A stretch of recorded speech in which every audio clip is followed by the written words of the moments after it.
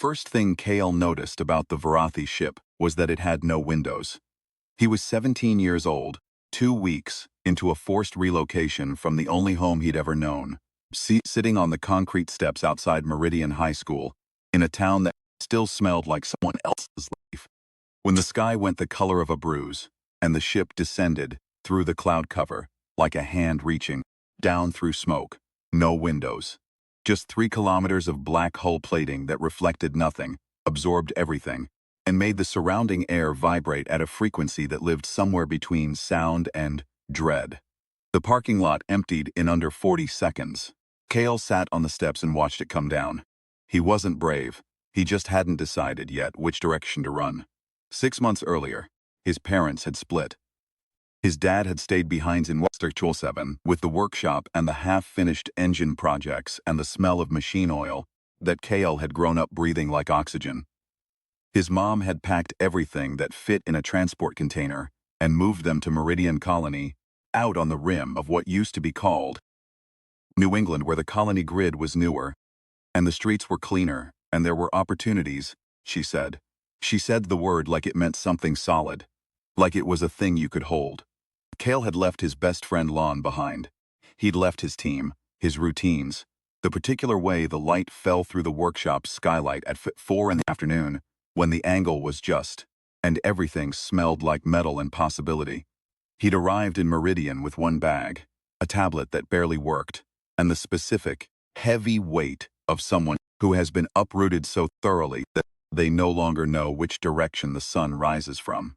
His first week at Meridian High, someone had used his tablet as a frisbee. The tablet had cracked against the gymnasium floor, the screen spiderwebbing from corner to corner, and Kale had picked it up and walked to the tech repair kiosk in the Colony Market without saying a word because there was nothing to say. The tech at the kiosk was an old man with a beard that belonged to a different century, and he'd looked at Kale for a long time before saying anything, not at the tablet, at Kale. "You look like a person who's been trying to fit into a space that was made for someone else," the old man said. "I just need the screen fixed." "The screen?" The old man turned the tablet over in his hands. "Sure, but I'm going to give you something extra. No charge." The something extra was an app. It appeared on the tablet when Kale got home. No icon, no name, just small blank field that pulsed faintly when he touched it. He typed into it because he didn't know what else to do, the way you'll talk to an empty room when you've been alone too long. He typed, "I want to stop being invisible." He pressed send. The next morning, 3 different people said hello to him in the hallway. He stood very still for a moment after the third one, doing the math on coincidence, and then he went home and opened the app again. He typed more carefully this time. "I want to understand the engineering schematics for a Varathi Class 7 transit relay." Pressed send. By midnight, he'd read everything the Colony Archive had on Varathi technology, and it hadn't felt like reading. It had felt like remembering. That was when Kale understood what the app was. The Varathi had arrived at Earth 12 years before Kale was born. They'd come in 6 ships, established orbital platforms, and announced, through a communication signal that took humanity's best linguists 9 months to partially decode, that they were here to observe. Just observe. They had technology that made human engineering look like cave paintings. They had lifespans that made human civilization look like a weekend. They were patient in the way that geological formations are patient, and they watched humanity with the detached interest of scientists cataloging insects. They never interfered. They never traded. They tolerated the occasional human diplomatic overture, the way a mountain tolerates weather. Nobody knew what they actually wanted. The official position of the colonial authority was that the Varathi were benign observers, and that provoking them would be catastrophic, and that everyone should go about their lives. Most people did. Most people were very good at looking up at something they couldn't understand and then looking back down at their breakfast. Kale had been looking up since he was old enough to understand that something was up there. The app. He started calling it the relay in his head, because it felt like a relay, like something that carried signals between points that wouldn't otherwise connect. The relay could do things that had no rational explanation. He typed, to ace the colony engineering exam. And he aced it. He typed, "I want Derek Howe to stop treating me like furniture." And Derek Howe, the most popular student at Meridian High, and a person who had the specific cruelty of someone who has never had to work for anything, stopped mid-hallway one morning and gave Kale a look of actual confused consideration. He typed, "I want Danny Marchetti to know my name." Danny Marchetti was the girl who played guitar on the roof of the community center every afternoon at 5, whose voice carried down to the street below in a way that made people stop walking without knowing why. She was quiet in the specific way that people are quiet when they're busy having an enormous interior life. She was not impressed by the things that impressed other people. She had been the first person at Meridian High to look at Kale like he might be a person, rather than a new piece of furniture that hadn't been arranged properly yet. She knew his name already. She'd looked it up. He found this out because she told him directly. Sitting on the roof of the community center, passing him a section of the guitar case to lean against, while the afternoon light went gold and long over the colony grid below. "I looked you up when you transferred," she said. "Your engineering scores from Sector 7 were insane. Why are you pretending to be average?" "I'm not pretending anything. You show up to class looking like you'd rather be somewhere else. You give the minimum answer when anyone asks you anything, and you eat lunch by the water reclamation unit." She plucked a string, adjusted it. "That's the architecture of someone hiding." He thought about the relay. He thought about the fact that every advantage he'd made in Meridian had come through it, that he'd been wishing himself into a life instead of building one. That the person 3 people had said hello to in the hallway was a version of self-assembled, from posts in an app rather than from anything he'd actually done. He didn't tell her about the relay that afternoon. He should have. Things moved quickly, the way things move when you've given yourself access to shortcuts. He became something at Meridian, not exactly popular, which requires a specific kind of confidence he'd never had, but recognized, noticed, the kind of presence that generates gravity. He was on the engineering track officially now. He placed first in the district relay competition, should have taken months of preparation, and was instead a matter of knowing. Because the relay had given him knowing. He and Danny started spending almost every afternoon on the roof, her writing songs, him working on schematics, particular companionable quiet of 2 people who have found that they think at similar speeds. He typed into the relay, "I want this to last." Nothing happened immediately. But he should have known by then that the relay didn't always respond to the emotion behind the words. It responded to the words themselves. The Varathi ship descended on a Tuesday. Not all of them. One ship from the orbital platform above Meridian. It came down to exactly 15 meters above the colony central square and held there perfectly still, while every civil emergency protocol in the colony grid lit up at once. Kale watched from the community center roof. Danny had gone inside when the sky changed, pulling his arm, and he'd followed but stopped in the doorway, unable to stop looking. The ship was enormous in a way that restructured his understanding of scale. His brain kept trying to fit it into reference frames. It's like a building, it's like a mountain, it's like, and kept failing. A panel opened in the hull, and a Varathi descended on a platform of light that had no visible source. He'd seen images, obviously, everyone had. Images didn't capture the way a Varathi moved, which was with the slow, absolute confidence of something that has never in its existence needed to hurry. It was tall, easily 3 meters, with a body plan that suggested bilateral symmetry at a conceptual level, without quite committing to it in practice. 4 upper limbs, each jointed in 2 places that didn't correspond to human joints. A face that was less a face than a cluster of sensory equipment arranged around a central processor that the xenobiologists called a cognition node. Its surface, if you looked at it long enough, seemed to shift. Not changing color exactly, but changing the relationship between colors, the way a soap bubble shifts through the spectrum without ever being one thing. It spoke. The sound it made was not language in any human sense.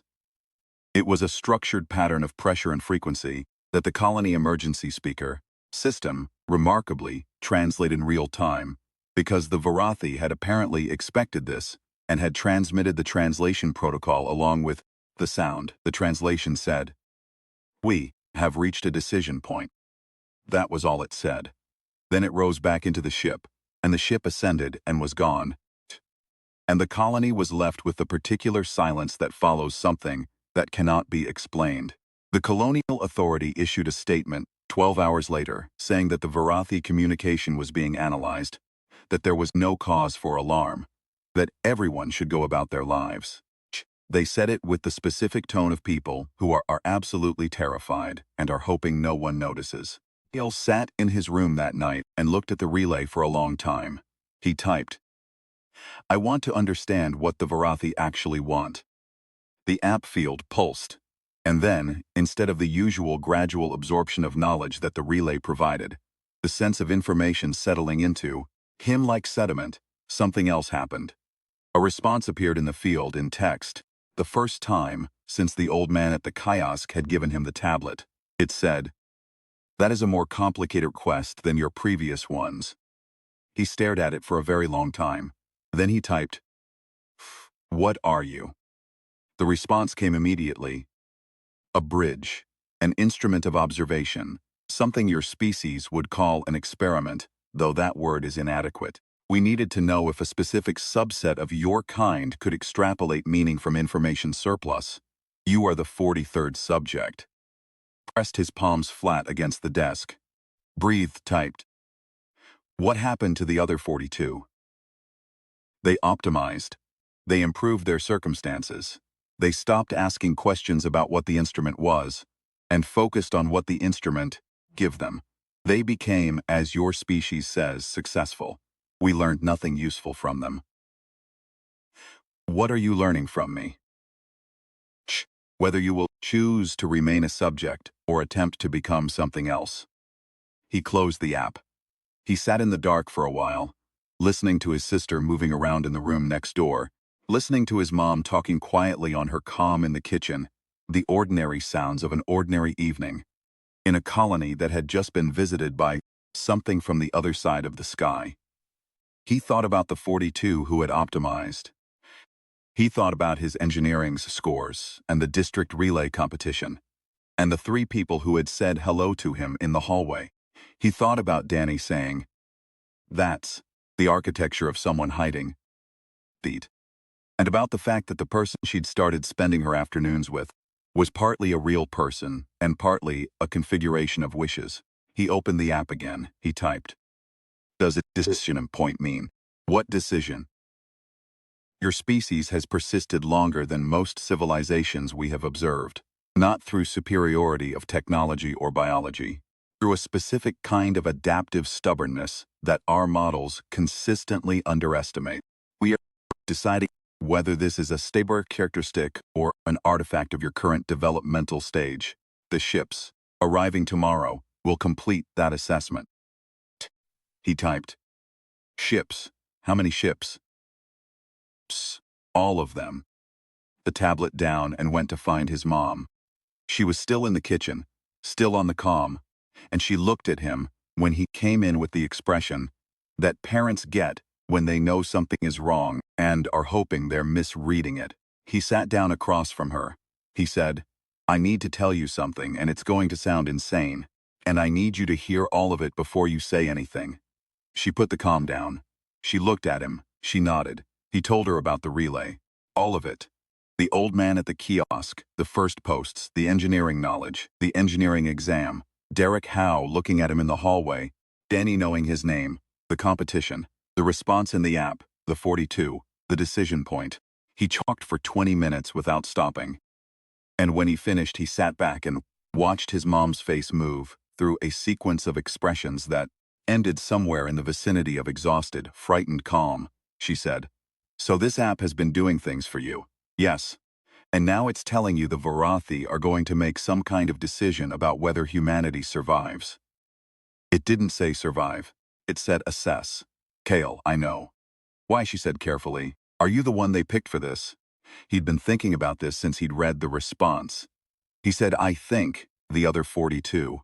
I think they picked people who were having a hard time, people who had something to want badly enough to use it. People who were displaced.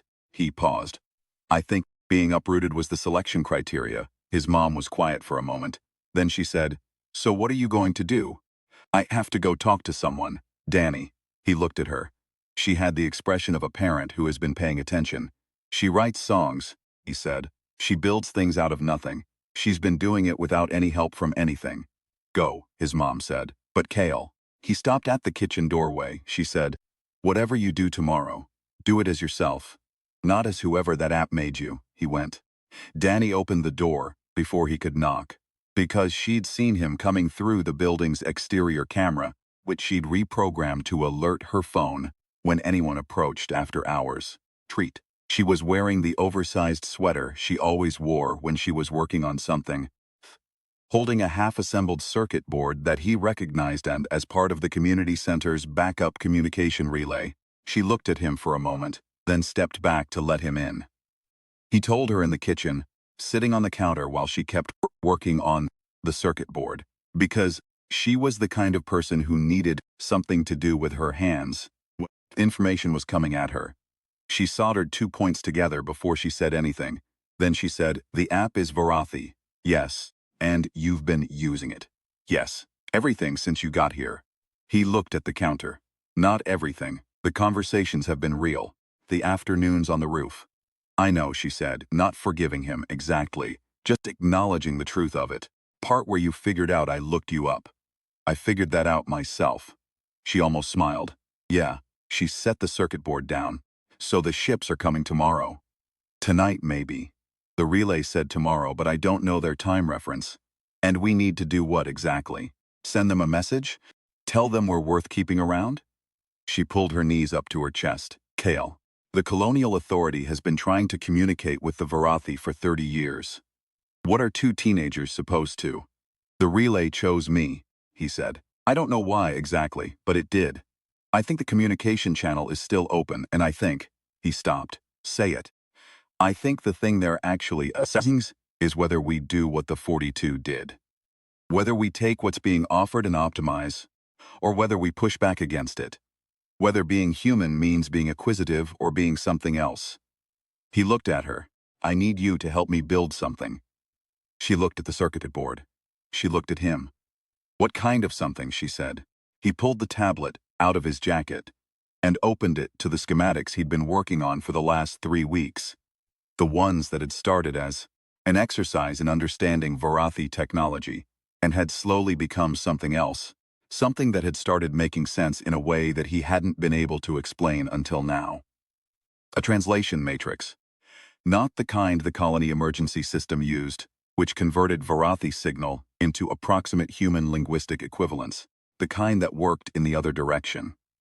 That took the specific frequencies and structural patterns of human thought, the music in it, the mathematics in it, the particular stubborn insistence of human meaning, and expressed them in the spectral language the Varathi actually used.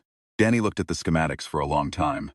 Then she said, "This is built on the community center's relay infrastructure. It needs a bigger signal than anything I can generate alone. You need the whole building's array." Yes, she was quiet.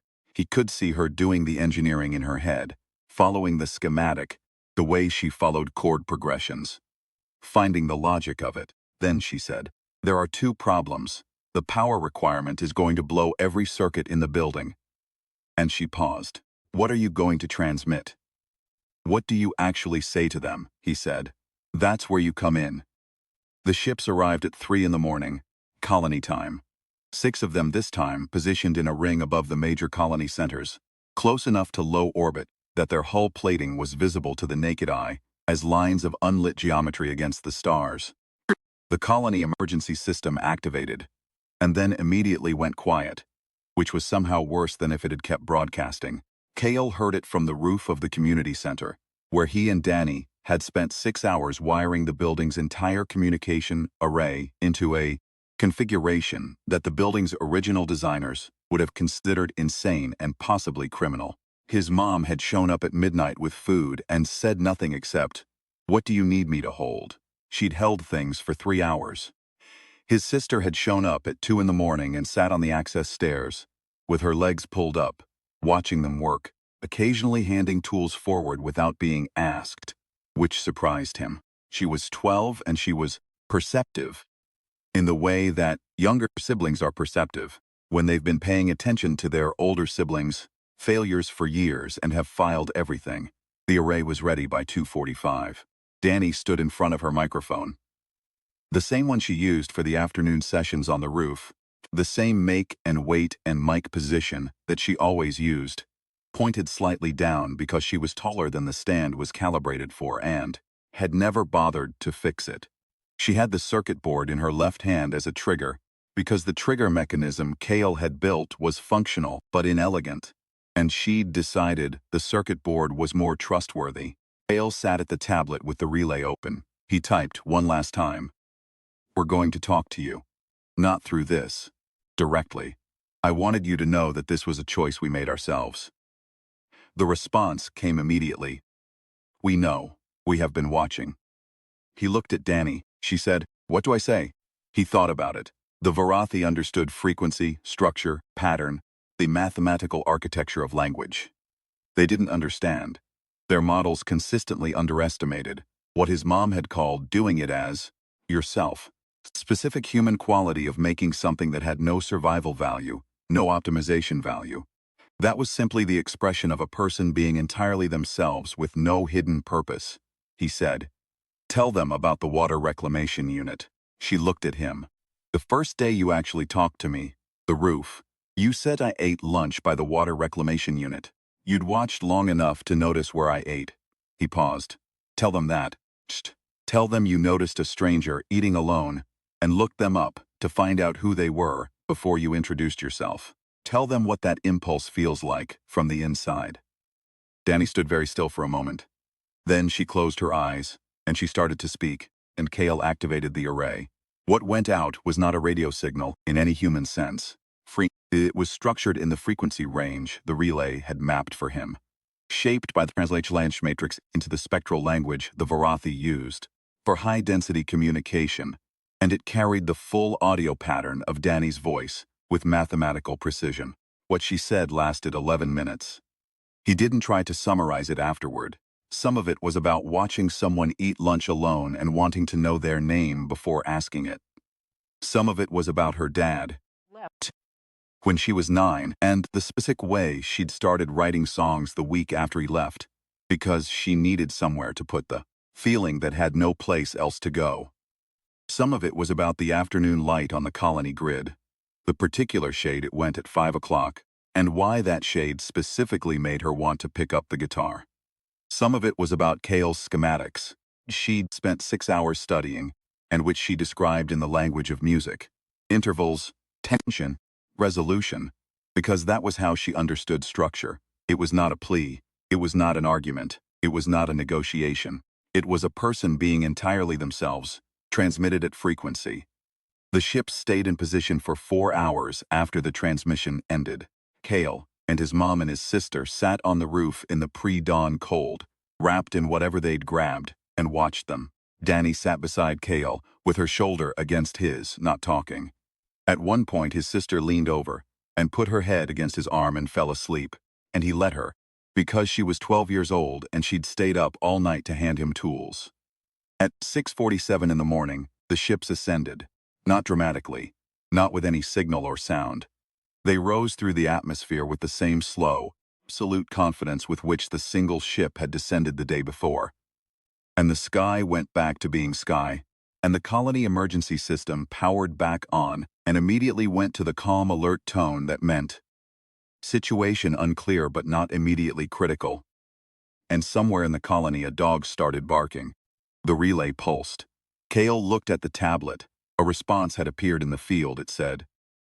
"We have observed 43 of your kind interact with the instrument. The 42 who preceded you found the instrument useful. They used it as a lever to raise themselves. You used it as a lever to raise a question. The distinction is noted. Our assessment is that the characteristic we were measuring, the specific adaptive stubbornness, the insistence on meaning over optimization, is stable and not artifactual.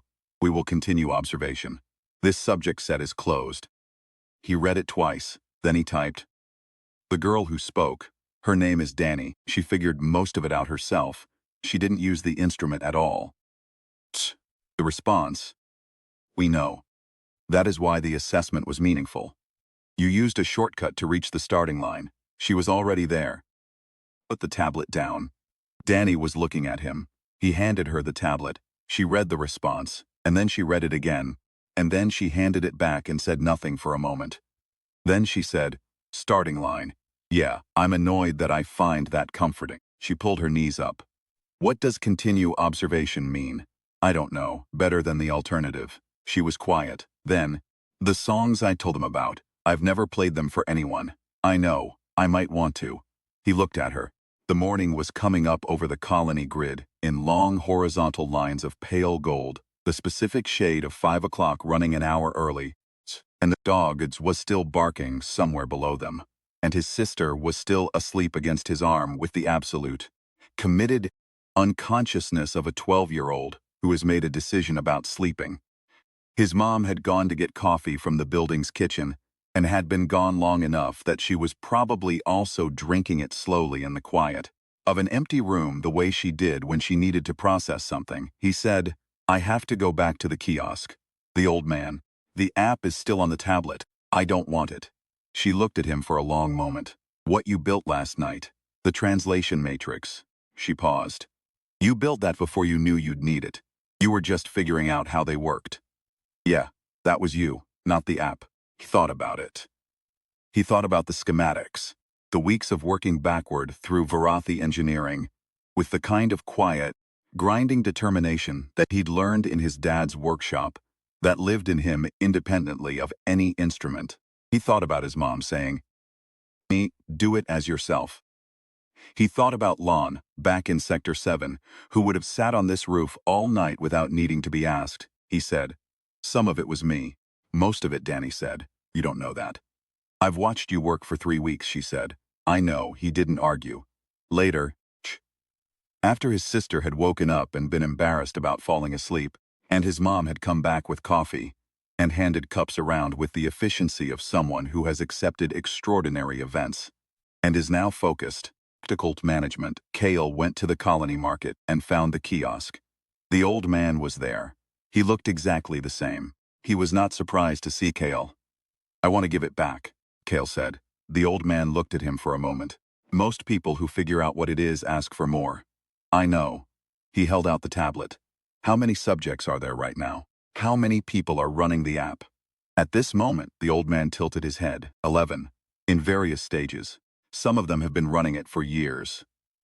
Are you going to tell them what it is? That depends on whether any of them ask the question you asked. Cale looked at the tablet. He thought about 11 people somewhere in the colonies building lives out of wishes, shaping themselves to fit circumstances they'd manufactured, becoming good at things without having learned them, being recognized without having earned it. He thought about how comfortable it had been. He thought about the 42. He said, what happens to them when the Varathi close those subject sets? Nothing catastrophic, the old man said. They keep the skills, the knowledge. They keep whatever they built. He paused. But they generally can't explain how they got it. That's the cost of the shortcut. You can have the destination without the journey. But the journey is the part that teaches you where you are. Cale put the tablet on the kiosk counter. Do the other 11 get to choose, he said. The old man's expression shifted slightly, in a way that was difficult to read, and that Cale suspected was not originally a human expression at all. You are the first subject to ask that question. That's not an answer. No, the old man agreed. It isn't. He picked up the tablet. I will take your question back with me. The assessment of your subject set may not be as closed as the instrument indicated. Cale looked at him. He said, you're not a kiosk technician. I am many things, the old man said. The kiosk is accurate. The beard is not. Cale almost laughed. He didn't quite, but the shape of it moved through him. He said, we're not specimens. I know that's not how you see us, but I want you to take that back too. We're not an experiment you can close out. The old man, the Varathi, the bridge. The observer regarded him for a long moment with eyes that, now that Cale was looking directly at them, did not move in the way human eyes moved. They shifted through a spectrum too slow to track. That, the observer said quietly, is the most human sentence you have said. Kale walked back through the colony market in the morning light, past the food stalls, and the equipment shops, and the water processing office with its frosted windows, past the school supply exchange, and the second-hand parts dealer, where he'd spent his first Saturday in Meridian touching tools that were mostly the same as the ones back home, and feeling the specific grief of familiar things in unfamiliar contexts. He walked past all of it and up the steps to the community center and back onto the roof where Danny was still sitting, now with the guitar, picking out something that didn't have a name yet. He sat down next to her. She said, without stopping playing, "How'd it go?" "I gave it back." "How's that feel?" He thought about it honestly. Not the performed version of how it felt, not the version of it that had been shaped by wishes. The actual feeling, which was something like standing on ground that had some give in it, that was not entirely solid, that required a certain amount of ongoing effort just to stand on, but that was undeniably, stubbornly real. "Like something I'll have to work at," he said. She played a chord. It resolved into something he hadn't heard before, built on the interval she'd used in 3 other songs but taken somewhere new. "Tell me more about your dad's workshop," she said. "The machine oil smell. You've mentioned it twice. Why?" "Because I'm writing something." She played the chord again differently. "And because I think it's important to you in a way you haven't finished figuring out yet." He leaned back on his hands and looked up at the sky, which was just sky now.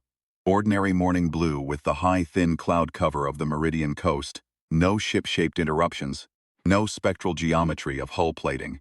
Just the atmosphere they'd all always lived under, ordinary and protective in theirs. He had this system, Kale said, for knowing which tool was which in the dark.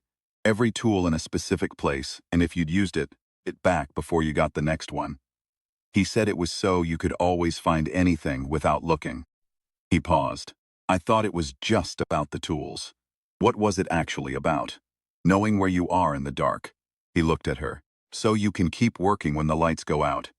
She played the chord a 3rd time, and this time it didn't resolve but hung there, open, asking a question that didn't have an answer yet.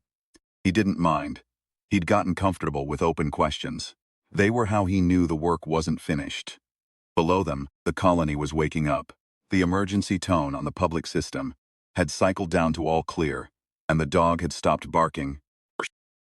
And somewhere on the far side of the market, a street food vendor had started up the fryer that produced the smell of fried dough that drifted all the way up to the roof on still mornings. His sister would be awake by now. His mom would be making the strong tea she made every morning without fail.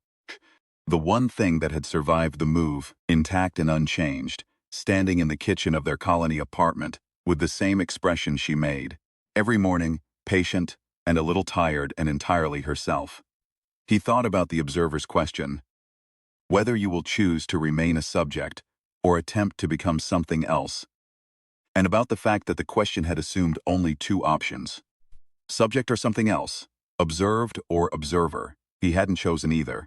He'd just tried to be a person, loudly enough that something 3 kilometers long and entirely without windows had noticed. He didn't know, yet, what the Varathi would do with what they'd observed. He didn't know if the other 11 subjects would get to ask their own questions, or if the assessment of the 43 would change anything about the ships in orbit, or the decision they were working toward.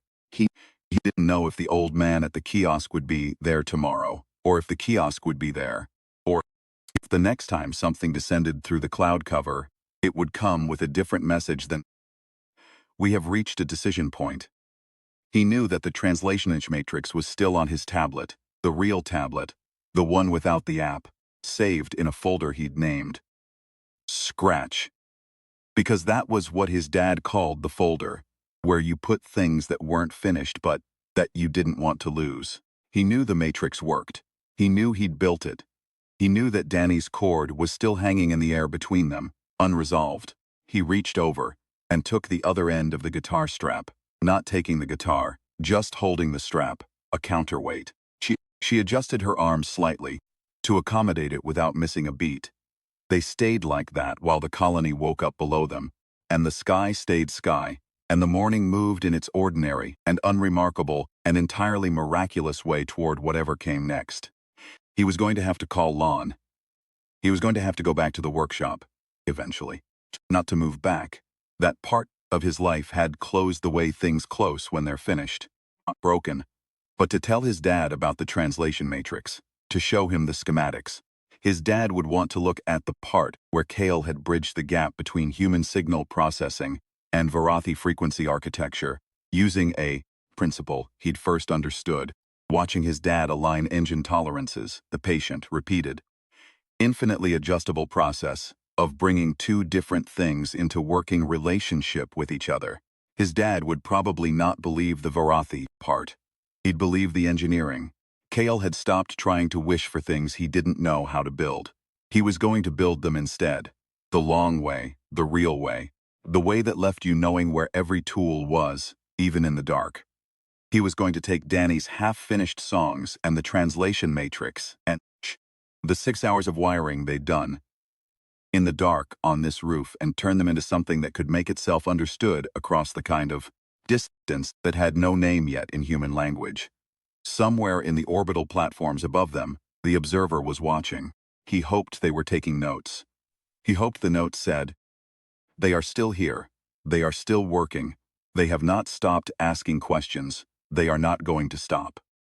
He hoped the notes said, "The assessment of this species is incomplete and likely to remain so.